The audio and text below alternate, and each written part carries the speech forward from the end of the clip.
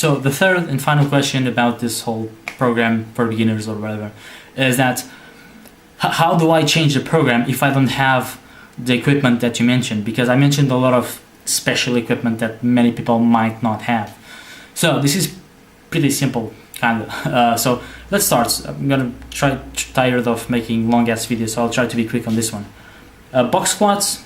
If you don't have a box, try a normal bench. Try to stack up plates. Try to get some type of box, something that you can sit on. You just have to be creative. I can't really give any specific. You just have to look around and try to figure something out.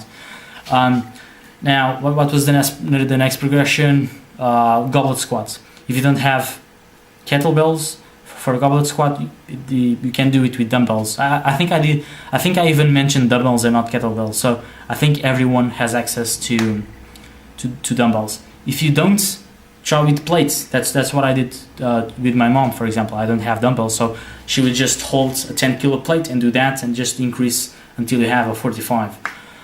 And you can even stack several 45s, although that will be quite hard. So yeah, you have those figured out. Now in terms of pushing, you can do push-ups anywhere, so problem solved. If you don't have barbell, if you don't have dumbbells for the dumbbell press, just keep hammering push-ups and make the push-ups harder by putting weight on their back. There's tons of variations to make push-ups harder. Just Google it. So yeah, in terms of the overhead press, there's no progression, just a barbell, so you don't need any special thing. In terms of the deadlift, so if you don't have a kettlebell, use a dumbbell. Now that will make the exercise a bit different, but it's still okay. It's still easier than a deadlift. It still has a similar and more easier motor pattern, but it will kind of be like a sumo deadlift squats. I don't know the name. It will change the movement a bit, but don't worry, just do that.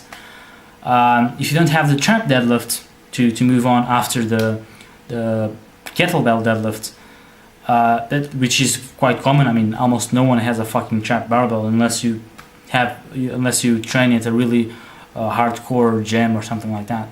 So if you don't have a trap bar deadlift, just switch directly to conventionals, and you'll just have to hammer lightweight for a little while to get the movement on. It won't be that hard. The progressions that I made, that's like the optimal or the ideal path. If you skip one, it's not a big deal. It's not like they won't learn the movement just because of that.